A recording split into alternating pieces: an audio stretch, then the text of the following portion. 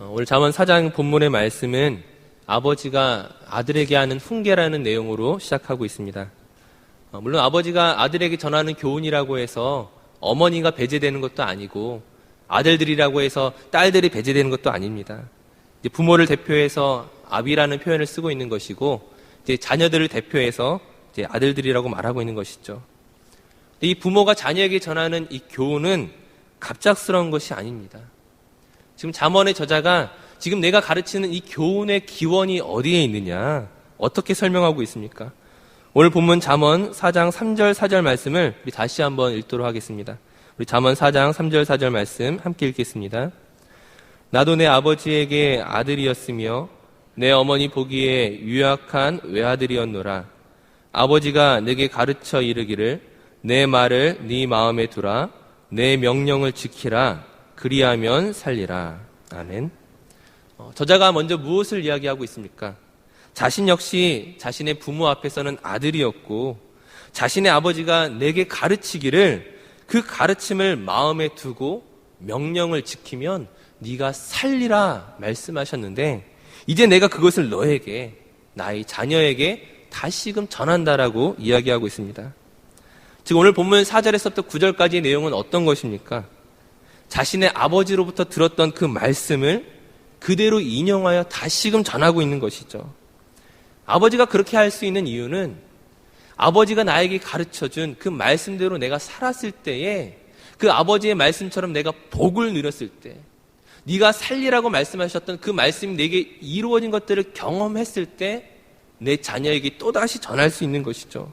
그 아버지의 약속을 내가 경험했던 사람만이 그 자녀에게 그 좋은 것들을 다시금 전할 수 있는 것입니다. 만약 그 약속이 나에게서 이루어지지 않았다면 나의 자녀에게 전할 이유가 없는 것이죠. 즉 이것은 어떤 약속입니까? 어떤 말씀입니까? 이것은 믿을 만한 약속이며 확실한 것이며 신뢰할 만한 것이며 그 아버지가 자녀에게 줄 수 있는 최고의 선물, 가장 중요한 것이라는 것들을 상징하고 있는 것입니다. 이런 것이 쌓이면서 무엇이 만들어지겠습니까? 아버지가 자녀에게 주는 이 가장 중요한 교훈이 무엇이 되겠습니까? 집안 대대로 내려오는 가훈이라고 하죠. 그 가문의 전통으로 만들어지는 것입니다. 그런데 성경에는 이러한 가문의 전통에 대해서 먼저 언급하고 있는 것들이 있습니다. 바로 신명기 6장 4절에서 9절까지의 말씀입니다. 신명기 6장 4절 말씀은 이스라엘아 들으라, 이 쉐마라는 명령으로 시작하고 있죠. 그 내용은 우리가 잘 아는 것처럼 너는 마음을 다하고 뜻을 다하고 힘을 다하여 너의 하나님을 사랑하라. 이것이 그 집안에 이스라엘 전체에 주어진 가문이었습니다. 가훈이었어요.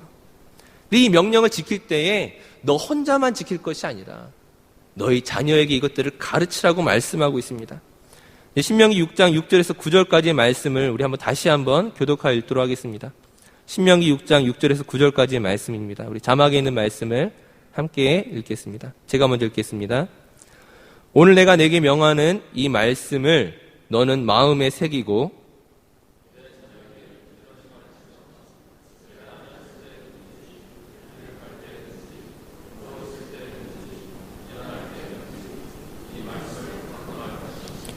너는 또 그것을 내 손목에 매어 기호를 삼으며 내 미간에 붙여 표로 삼고. 네. 아멘. 가훈이란 어떻게 만들어지는 것입니까? 그 가문의 전통, 아버지가 자녀에게 주어지는 이 교훈이 어떻게 만들어지는 것입니까? 한 번 말하고 끝나는 것이 아니라는 거예요. 내가 자녀에게 한 번 이야기해주고 네가 잘 알아들었지, 이렇게 끝나는 것이 아닙니다. 네가 듣든지 말든지 받아들인지 거절하든지 네가 알아서 해라, 이런 식이 아니라는 거예요. 왜 그렇습니까? 지금 아버지가 자녀에게 가르치는 이것은 너무나 중요한 것이기 때문에, 너의 생명을 살릴 수 있는 것이기 때문에 그냥 한 번, 두 번 가르치는 것이 아니라는 거예요. 사람은 어떤 존재입니까? 우리 자신이 가장 잘 아는 것처럼 우린 죄인이고 죄의 유혹에 넘어지기 쉬운 사람들입니다. 악한 것에 더 익숙할 수밖에 없는 존재라는 것이죠. 가만히 놔두면 잘 알아듣는 것이 아니라 잊어버리고 실패할 수밖에 없는 것이 바로 우리 사람입니다. 우리의 존재가 무엇인지, 하나님이 어떤 분이신지, 왜 우리가 그분을 예배해야 되고 그분을 사랑해야 하는지 이것을 지속적으로 알려주지 않으면 우리의 자녀는 살리라가 아니라 죽을 수밖에 없다는 것이죠. 그러므로 이스라엘 백성들은 그 자녀들에게 말씀을 부지런히 가르치는 것입니다.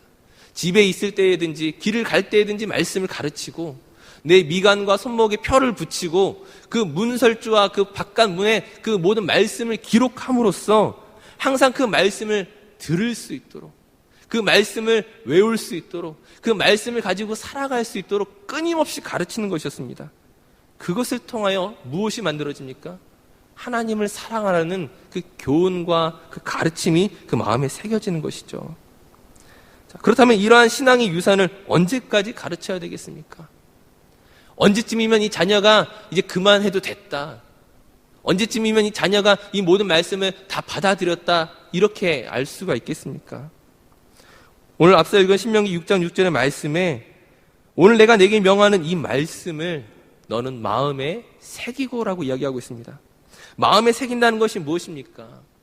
단지 내가 어떤 성경 퀴즈를 하면 100점을 맞고 성경 구절을 그냥 달달달 암송하는 이 정도 수준을 이야기하는 것이 아니라 어떤 지식적 수준이 아니라 나의 열심과 노력을 가지고서 내가 얻어낼 수 있는 것들이 아니라 내가 마음에 새긴다는 것은 내가 하나님을 나의 어떤 도구와 방법론으로 이용하는 대상이 아니라는 것이죠.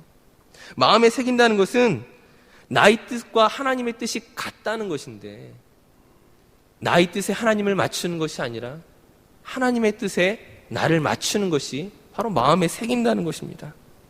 이처럼 나의 생각과 하나님의 생각이 같게 될 때에 우리가 얻게 되는 것이 무엇입니까?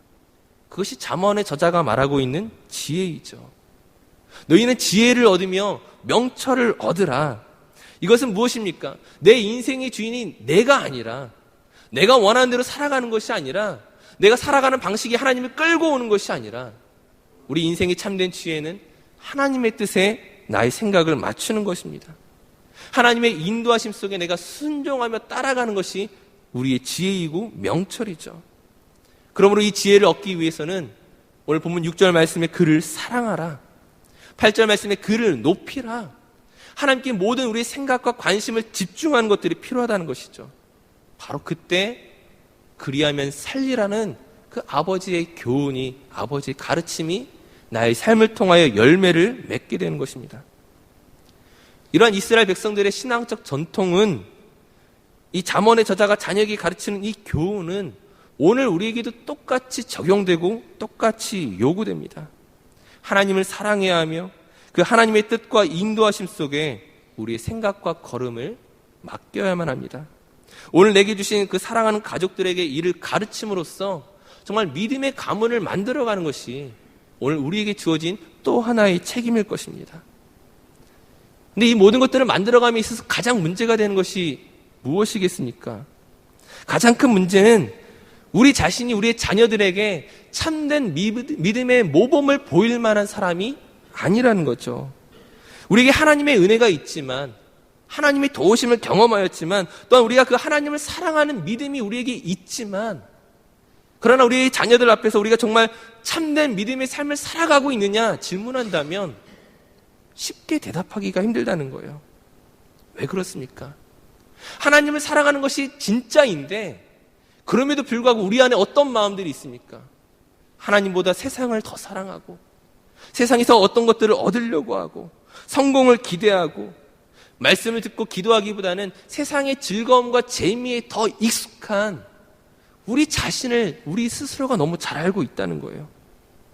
과연 나의 자녀가 나의 모습을 보면서 내가 믿음 생활하는 모습을 보면서 과연 나로부터 온전한 믿음을 배울 수 있는가? 나를 통하여 온전한 믿음을 발견할 수 있는가? 자신할 수 있는 사람이 없다는 거예요. 나름대로 열심히 한 것 같지만 열심히 예배한 것 같지만 그러나 우리 가정 안에서 참으로 부끄러울 수밖에 없는 우리의 모습이었습니다. 과연 어떻게 이 신앙적 전통을 믿음의 가문을 만들어갈 수 있겠습니까? 분명히 우리는 자녀를 가르치는 데 있어서 노력을 해야죠. 이스라엘 백성들이 했던 것처럼 집에 있든지 길을 가든지 문설주에 말씀을 기록하고 정말 그 말씀을 끊임없이 전해야 되지만 내가 할 수 없는 이것들을 어떻게 가르쳐야 되겠습니까? 우리 이 말씀을 가르칠 때 우리가 기억해야 할 것은, 오늘 우리의 자녀들에게 가르쳐야 하는 것은 율법이 아니라 하나님의 복음이라는 사실이죠. 무엇을 가르칩니까? 자녀가 부모의 믿음의 행위를 보는 것이 아니라 그 부모 안에 있는 참된 복음을 발견하게 해야 된다는 것이죠. 죄와 허물로 죽을 수밖에 없는 우리를 대신하여 십자가 지시고 죽으시고 부활하신 그 예수 그리스도, 그분으로 인하여서만 우리가 구원을 얻을 수 있고 그분으로 인하여만 우리가 참 자유함을 누릴 수 있다는 것들을 우리 자녀에게 가르쳐야 한다는 것이죠. 물론 부모가 여전히 부족하고 때로 넘어지기 쉬운 존재이지만 그 부모를 오늘 우리의 삶을 변화의 삶과 능력의 삶으로 바꾸어 가시는 그 성령님의 존재를 가르쳐야죠. 그분으로 인하여 오늘 우리가 이렇게 변화해 가고 있다는 것들을 보여줘야 한다는 것입니다. 즉 무슨 말입니까? 오늘 우리의 자녀에게, 우리 가족들에게 가르쳐야 하는 우리 신앙이 있다면 그것은 부모 자신을 바라보게끔 하는 것이 아니라 오늘 그 나의 뒤에 계셔서 오늘 나의 삶을 이끌어가고 계시는 그 하나님의 손길을 바라보게끔 해야 된다는 것이죠. 그것이 아니고서는 우리의 자녀를 신앙으로 인도할 수가 없습니다.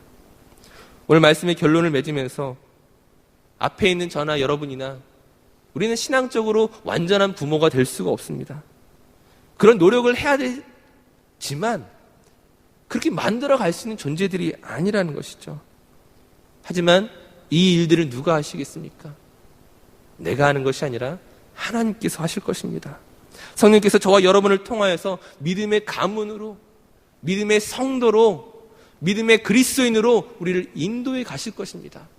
우리의 모습을 통하여서가 아니라 우리 뒤에서 역사하고 계시는 그 하나님의 손길을 통하여 그 일하시는 그 하나님을 경험하게 될 때 우리 자녀가 그 생명이 살리라고 말씀하신 그 말씀대로 살아나게 될 줄로 믿습니다. 이를 위해서 나의 생각을 내려놓고 하나님의 뜻에 나의 생각을 맞추며 쫓아갈 수 있는 하나님의 은혜를 바라볼 수 있는 저 우리 모든 성도들 되시기를 간절히 축원합니다. 기도하겠습니다. 참 좋으신 아버지 하나님, 하나님이 우리의 참된 지혜이며 명철임을 우리가 고백하지만 그럼에도 불구하고 우리는 지혜의 삶을 쫓아가기보다는 세상의 즐거움과 재미에, 세상의 이익에 더 익숙하고 그것을 바라볼 때가 너무 많이 있음을 고백합니다. 이런 우리의 모습이 과연 우리의 자녀들에게 어떻게 비추어질지 생각해 볼 때 심히 두렵고 떨릴 수밖에 없음을 또한 고백합니다. 하나님, 이 시간 원어업기는 우리의 연약하고 부족한 모습이 아니라 그 부족한 우리를 믿음으로 인도하시는, 하나님의 사랑으로 인도하시는 그 하나님이 우리의 자녀들에게, 우리 사랑하는 사람들에게, 우리 주변의 이웃들에게 온전히 전하여질 수 있도록 주님 우리를 긍휼히 여겨 주시옵소서. 하나님 앞에 예배하는 모든 성도들의 삶 가운데 그 가문이 잘 되어지고 정말 그 집안이 믿음으로 온전히 세워질 수 있도록 하나님의 놀라운 은혜와 축복으로 인도하여 주시옵소서. 감사드리며 예수님의 이름으로 기도드립니다. 아멘.